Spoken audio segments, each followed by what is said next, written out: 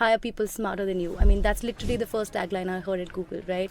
I don't follow the traditional value system of sir and ma'am. I think it's used in relevant nuances. I don't follow it in my team. Yeah. I'm happy to pay my respects where it's needed. You have managers put on top of you. They behave like bosses. I totally think that leadership is earned. When there isn't a blueprint, you go by faith.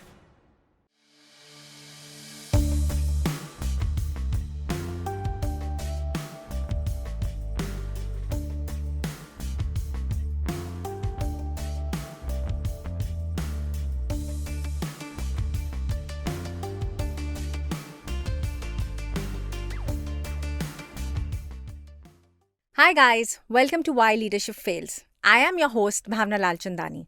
In today's episode, we have a special guest, a woman leader who's a trailblazer and has established an absolute remarkable career path for herself. From being a digital native to actually leading the way in the music and entertainment space, she has established herself in a way that none other. Her story speaks about passion, resilience, and breaking barriers. Join us as we delve into her inspiring narrative of leadership, creativity, and innovation. Let's welcome Ms. Khushboo Yadav, CEO of Jio Entertainment Services and board member of JioSaavn. Hi Khushboo, welcome Hi. to Why Leadership Fails. Lovely to have you here. Thank you for having me. So Khushboo, firstly, let me tell you that, it is absolutely an inspiring story that you have. And, it feels really proud to see a fellow woman business leader, who's creating such an impact in the entertainment space. And also, in fact, you're on the board. So kudos to you. Thank you for your kind words. However, we know that women are pretty underrepresented when it comes to boardrooms or executive positions, right? So what do you think is the barrier for, leadership amongst women, and how did you get there? What did you do differently? Yeah, I think it's probably one of the most talked about topics of late, and it's great that we're kind of addressing it. My journey has been no different to most other women. I think we suffer from lots of prejudices and biases, from very early stages. Whether it's our soft speaking skills, whether it's really about navigating business deals, multiple roles that we play as women, being single first, playing a role of mother, getting married, multitasking, etc. So all of these are really something that we have to deal with. I faced my share of challenges as well. I think from my perspective, the most important thing is when we're thinking about inclusion, diversity, women empowerment, all those cool, crazy tag words, I'm strictly against the quota system, right? I don't believe that organizations that declare a certain percentage, it's great. It's an enabler, I guess. But I think the thought-provoking idea really needs to be that women need a seat at the table just because they're great at what they do, based on merit, caliber, skills, etc. Right? So in my head, when I'm thinking about my growth story, I'm treating myself as an equal to a male colleague. True. And I look at my team and the opportunities I bring to the table for other women in the ecosystem from a similar lens, right? So I think where we can really help them and guide them is because in India, let's compare to the world, I think we also suffer from traditional conditioning, right? So we need to enable women by fostering a culture of inclusion at the get-go from the very beginning. A lot of women struggle with building confidence in themselves and believing in themselves, You're probably at 100, and as you kind of grow in your career, that percentage tends to deplete. And I think the role a mentor or a leader or a fellow woman colleague can play is to keep that, go-getter, dare to dream kind of thought alive in them. And there are a bunch of different things. I don't think there's a philosophy, to be honest. It's really about making sure they're exposed to opportunities. But the reason I emphasize on believing in yourself and having a vision for yourself is pretty critical, because if you're not convinced about the opportunity and what you can deliver, you cannot convince people sitting in a room full of meetings or even, raise a hand to claim that position. So it pretty much comes with believe in yourself and, it'll translate. And as leaders or as managers, I think we need to talk about these things more openly. They will require a little bit of a push in terms of, the percentage and where we sit at. But the quota system is not the answer, because a lot of organizations, and without naming and going into specifics, we talk about 20%, 30% representation. And that's just, it just feels like it's a give And I don't think women on the other side, at least personally for me, I wouldn't feel great sitting on a table where I'm working off a quota system, right? True. I should be judged, and women should be judged basis their caliber. Secondly, I think the other narrative is, I mean, we operate in a massive world. We're in media entertainment. There are lots of different sectors. We're at the end of the day selling content or services or products to consumers who are also women. Yeah. So from a decision making perspective, for any business, imagine a room full of men, and 50% or 30% or over 80% of your customer base is women. How would you, as a male guy or a room full of men, make the right decision if you don't have a woman in the mix, right? True. So even from a business decision making perspective, it makes sense to have women on the table.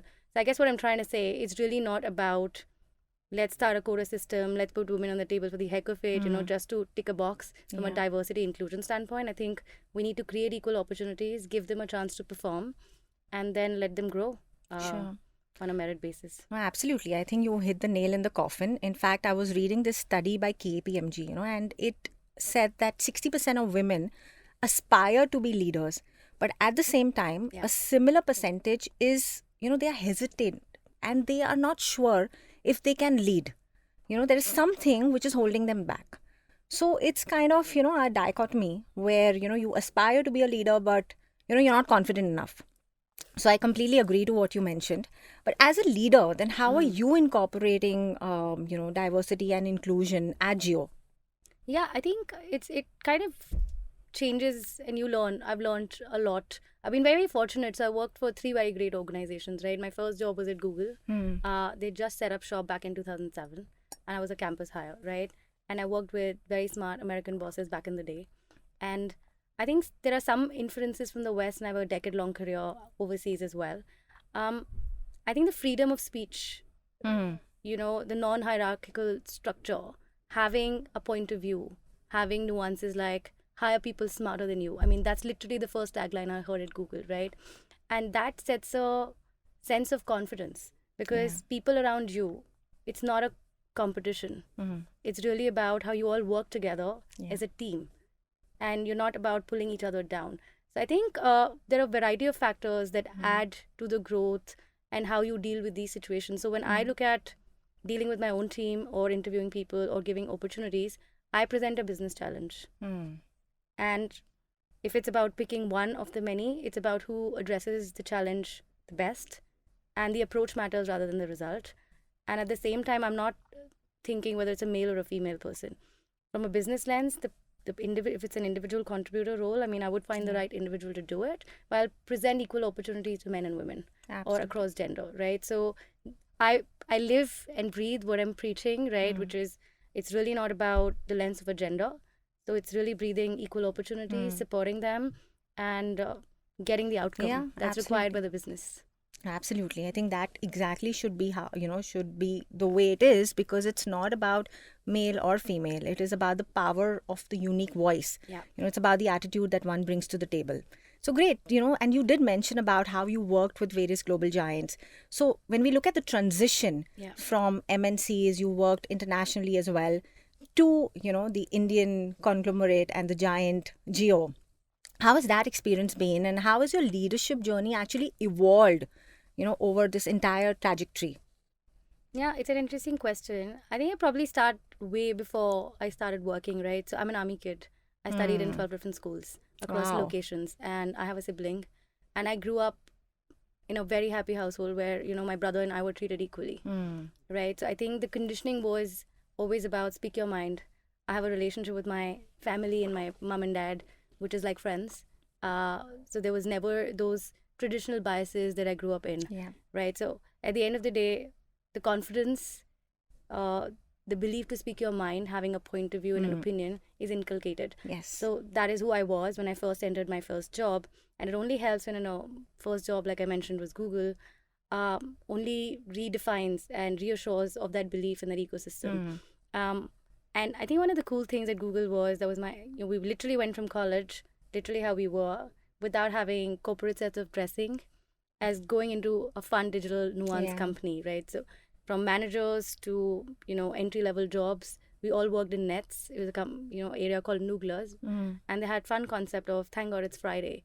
right? So my Yeah. first 2 years at Google was a massive learning curve, where this fear that we have into going into the corporate world and figuring how we're going to be and where we're going to get to, and we need all the answers today, they made it a very easy playground. I took in a lot. I saw how my bosses were, leaders were. I did travel to the US. So I guess, cutting the story short, every organization had played a very significant role in shaping the person I am. I was learning, I was implementing things, and people make culture, right? Yeah. So over the last many years, across the 3 organizations, 4 organizations, what I've realized is a leader or a manager has the capability to set the culture of the team. Absolutely. And I've lived and breathed that. So, right, for me, um, I don't follow the traditional value system of sir and ma'am. I think it's used in relevant nuances. I don't follow it in my team. Yeah. I'm happy to pay my respects where it's needed. But it's really about breaking the barriers, Yeah. working together as a team. As a leader or manager, you're probably a bit more experienced in nuance and you can lead the team to certain milestones or goals. But I do believe that I like building team and having members on my team who are diverse and bring different viewpoints to solving a problem, because it takes an army to run a business and every skill set counts. So if you're hiring people who are pretty like-minded, you will have a single solution. Yeah. You will look at a solution from one lens, which is really not what's going to work in today's crazy dynamic industry with consumer choices and everything evolving. So I feel like you need to build a team which adds to you in many dimensions. I actually prefer a team that challenges me. Yeah. Yeah, so I'm very happy for my team members or my direct reports to come and tell me, could we think differently? And I'm very happy to accept that I may have been wrong, right? So I think breeding that culture of just having an open conversation, solving for the real issue is what is at hand. Talking about the other leadership style, I feel like a lot of us, when we're in early stages, and especially us as women, we try and find a North Star, right? We look up to people and we try and visualize what a mentor would be. It's great because I think you end up taking qualities that you like. And more than role models you don't have access to. I think I've been very fortunate to have great managers, mentors, sponsors today who I've inculcated a lot of habits from. So there's not one role model I've had. I think over the years, I've developed a leadership style which is really me. So being true to yourself and not imbibing and just following blindly a leadership style, because there are many books and you go to B school and they teach you multiple things. At the end of the team is made of people. As people, if you're genuine in how you interact on a day-to-day basis, that is what the people around you are going to work with, right? So that's pretty critical in terms of being authentic to yourself and taking the team along. And finally, I think this is more of a recent learning, right?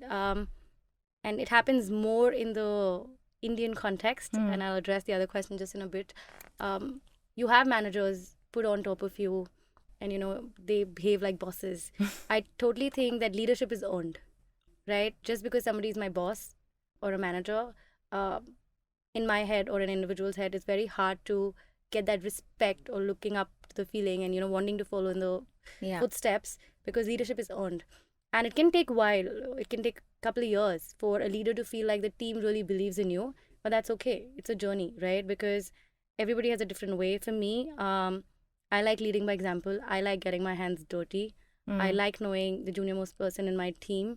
It's not from a lens of micromanagement, but it's making sure you have a rapport, you understand the details. So I think leadership is earned, right? And and as they say, right, that leaders serve the team. Yeah. Then vice versa. So yeah, I think just by hierarchy, leadership is on me. So I these are all my beliefs. What's been different and what's been fun, I think there are pros and cons on both sides, right? With all the 3 giants that I worked with. I mean, I worked with Google, Nokia, and then of course Apple was my longest stint. All 3 organizations very great. I mean, my longest stint was at Apple. I call it my water cooler moment. I call it my playing field, because that organization offered me opportunities. Exactly what you asked me with your first question, whether it's a male or a female. I'll quote one moment. We had Tim Cook visiting India back in May 2016, and I was running a business back in Dubai, running marketing, and we hadn't set up a services business in India. And I get this phone call and it's like, okay, fine, a CEO wants to visit India. We're going to get a team together and we are going to take him on an education immersion trip. And we all got together, did the best that we could. And right after that visit, I was offered the job of a country head at the age of 30, right? And at that point in time, I had a German boss, an Australian lady, very, very close to me. And I said, okay, I was a little bit shocked. And I was like, okay, you really want me to move back? And they said, yeah. And they said something to me which which stayed with me even today. We actually, and Apple's known for the brand value and of course Steve and Tim. The reality is they said only one line. We want somebody to set up a business in India who lives and breathes the brand more than the experience or skill sets. Because if you know the ethos of the company and the DNA of the company, rest can follow, right? And so coming back to your question about, just touching on the leadership aspect, I hire people for passion and attitude because rest everything can be learned. If you have a problem-solving approach and you wake up every morning feeling like, I want to get this done, or what's the next big thing we're working on, I think that's what Apple taught me really well. So I got that opportunity and, it taught me to believe in myself. And since then, there's been no looking back. So that's great. But the challenges with multinationals is, and a lot of organizations face that, is because there's so much hierarchy in terms of making choices across different countries, right? So let's talk about the entertainment business. When you're talking about, should we create more content for the Indian subcontinent, for India as a market? But when you look at the overall metrics, Australia could be far bigger, US could be far bigger, UK could be. So prioritization is a big decision for the leaders on the top. And what tends to happen at times is you require a lot of resilience because every leader is fighting for their market to get a priority. And that can get frustrating at times. And so I think for me, getting on the other side of the result or getting a product delivered, the life cycle or the journey was far longer in multinationals, right? Of course. But at the same time, you learn a lot. Because it of the depends on the processes. lens. It depends on the lens that you look at it. I think what I really enjoy about Reliance and Jio, I mean, they've got so many different businesses. I worked with them while I was on the other side, which is how the interaction really happened. The business that they launched in 2016 with the launch of Jio, I think that's revolutionized pretty much the entire business, the media industry, the content consumption, etc. And now that I've been here nearly 3 years, what I've realized is the decision making is super quick. They're super agile. Their risk-taking appetite is great. And, when you join an organization, you hear about these little quotes. I'm a big Steve Jobs fan, but I'm also, a fan of the team that I work for here and the leadership I work for here. When there isn't a blueprint, you go by faith, right? And that is such a powerful message if you realize, because when you're trying to pioneer something that's never been done before, there isn't a template. It's like the blue sky or the blue ocean. And all that you have is a group of people working together, trying to find solutions. And it touches on 3 different aspects, right? Creating something new with a massive risk of failing or succeeding, but you're in it together. And there is this confidence that we're as a team and nobody's job is on the line. I think that's a massive hit. And the second thing is, just to believe in yourself and the people you work with. Because if there isn't a blueprint, you have to believe in yourself, which is exactly what I was saying as an individual candidate as well while you're growing. If you can believe in what you're working on, it's super powerful. So can you give an example? Like, you spoke about blueprint, right? Yeah. And of course, anything that you're pioneering comes with a lot of challenges. You got to convince people, that entire life cycle is quite a journey. So is there an example, because you've actually had many disruptive ideas, right, in the media and entertainment space? Yeah, well, thank you if you think so, but I think I've just been doing my job. I think what's really worked for me is I've learned through my own path, right? Personal equity is critical, right? Whether it's influence, whether it's doing business deals, negotiations, partnerships, working with talent, artists, actors of different nature. At the end of the day, relationships, influence is driven by personal equity. And it pretty much starts from the first risk-taking or the first opportunity that comes to you. And then it's a success rate of that, right? So I think I've been fortunate that I've been presented with multiple opportunities that I've successfully delivered on, not alone, but with a team, obviously support from team and my leaders. But I think the success rate determines the influence of writing a blueprint or creating opportunities that are disruptive and people just saying, okay, let's go with it, let's see where it goes, right? And a lot of times leaders or managers are looking at that level of approval to say, okay, why don't you go and do it?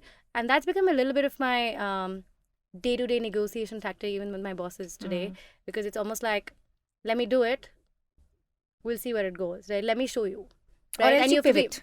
Or else you pivot, maybe. yeah, I mean, yeah, it's a risk, right? I think it's the confidence with which you go, right? There's Yeah. personal equity and there's success rate, which gets you on the table. You present an idea, and I think the leaders or the bosses or the leadership team has to evaluate whether to go with it or not. And in that moment, it really matters with what conviction are you speaking. Yeah. So if I'm saying, I'm sure I'm going to go get this, I'm not going to talk about the negative, right? It's like, Yeah. I have a sense of conviction, I'm going to do this, and you need to trust me to do it. Yeah. And then they give you the gestation period, you go run with it. Either you deliver or you deliver with some learnings, or you don't. Sure. But then you come back, and that's an opportunity. So I think I like to call myself an opportunist. I like to create opportunities. I've been able to create business lines or ideas because I've gone with a sense of conviction. Yeah. But it's not a foolproof plan, but Sure. you're 80% sure that this is going to work. Sure. But has there been a moment where you've encountered a crushing defeat or a setback, which is fine, right? I mean, there are startups which fail and people come up Yeah. with second startup, third startup, and the fourth, suddenly becomes a unicorn. So, have you had that moment where there was a setback, and how did you bounce back from it? Yeah, I think everybody has a lens of failure, Yeah. or what we call a setback. Luckily for me, I've not had a career setback. I think I'm pretty grateful. But I think setbacks for me probably means a project might have not materialized, or a business deal would have not materialized, or the outcome was a fraction of what you really expected it to be. So there have been multiple such occasions. And I think I look at the lens, I'm an optimistic person by default.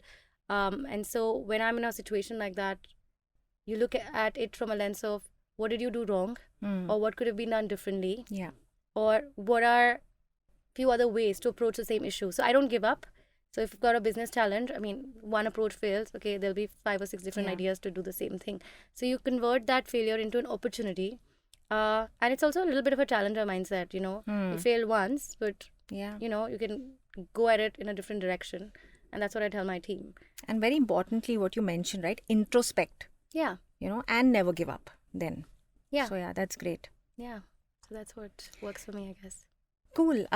So, Khushboo, you've had a very successful career until now. And, like you mentioned that, thankfully, by God's grace, there never has been a career setback, which is great, But do you ever get that feeling that, right now as a young CEO, what next? Ki yaar, next up kya karna hai? Or do you have a game plan for the future?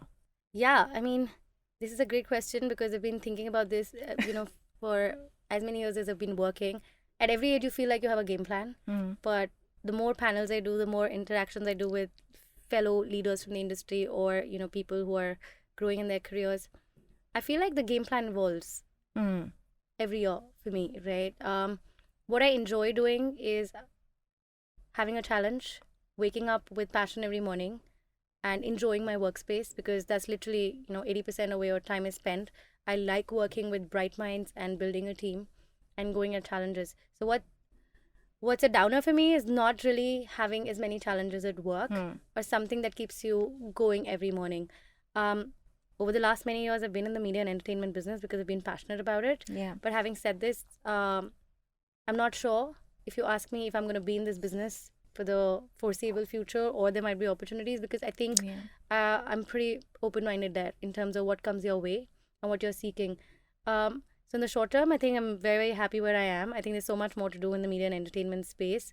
But I think there's a sense of purpose. We started the conversation about how we can play our part in influencing the next level of generation of leaders.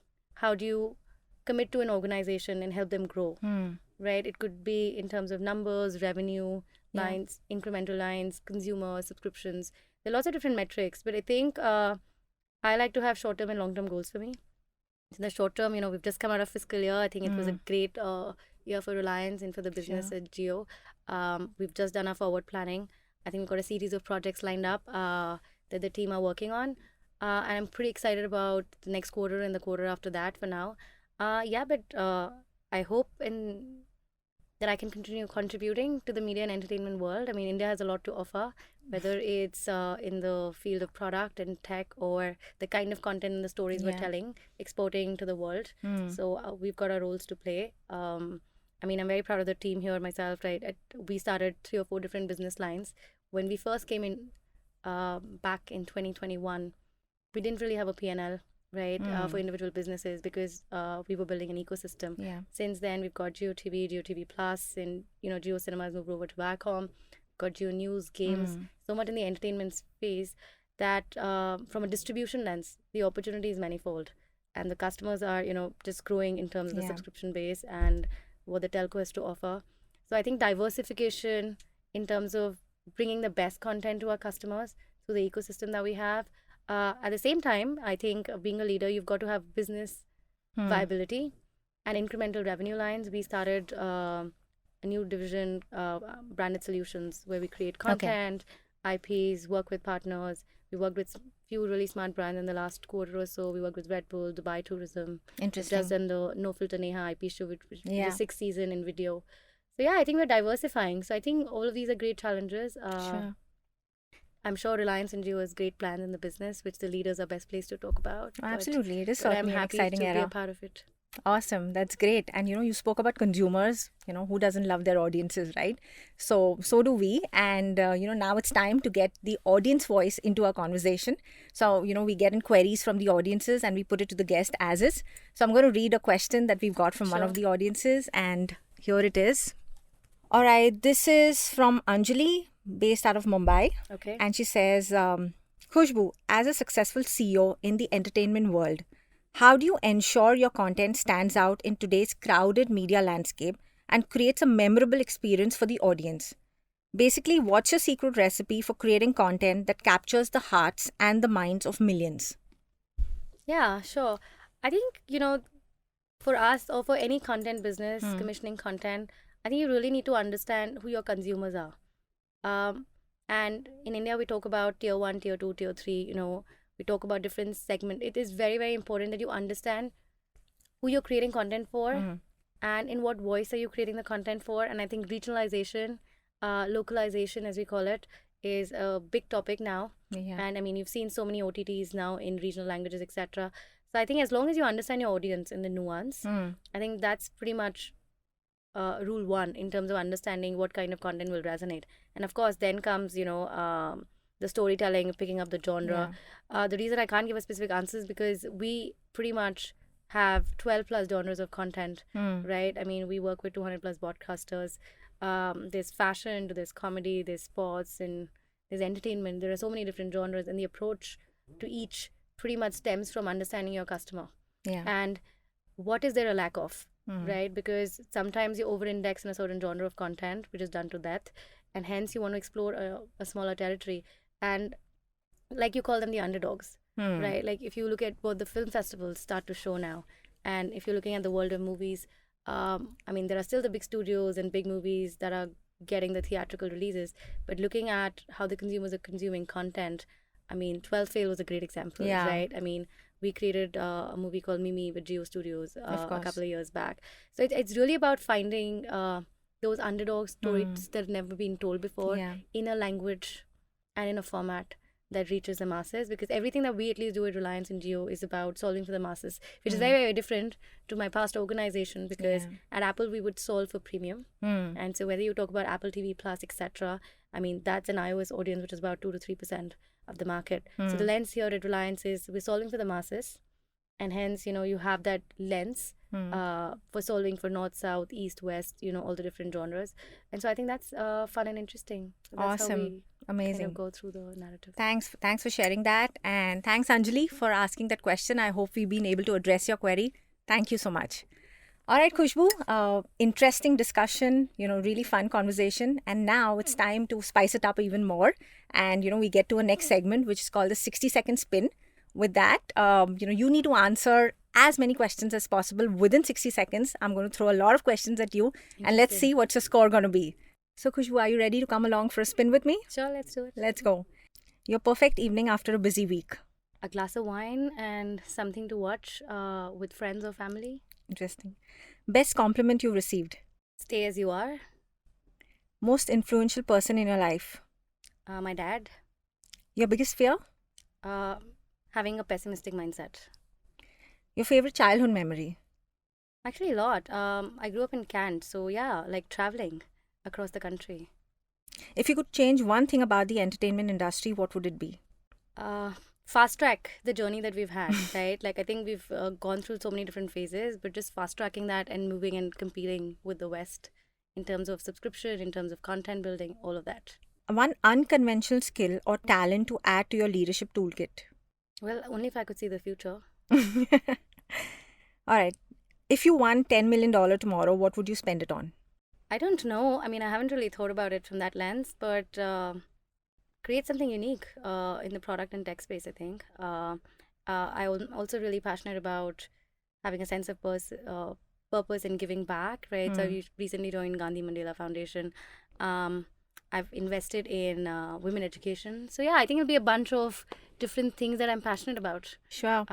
Great. With that, we come to the end of 60 seconds. You did pretty well, like 10 on 10. Oh, The really? score. So nice. That's great. Thank you. All right, Khushboo. So with this now, and I hope you had fun. Yeah, I did. Thank you. Great. And with this, we move on to our next and the last segment, which is the concluding note, and it's called Expert Edge, where I would like you to share one quick thought on why leadership fails and one mantra for being an effective leader. Why leadership fails is because I think, like I said earlier, there's a sense of entitlement that a few leaders have. And I think I truly believe that leadership needs to be earned. Yeah. And so as long as we're working towards earning the leadership from our peer group, from our team members, etc., I think this can be a huge success story. A successful mantra to be a successful leader. Be you.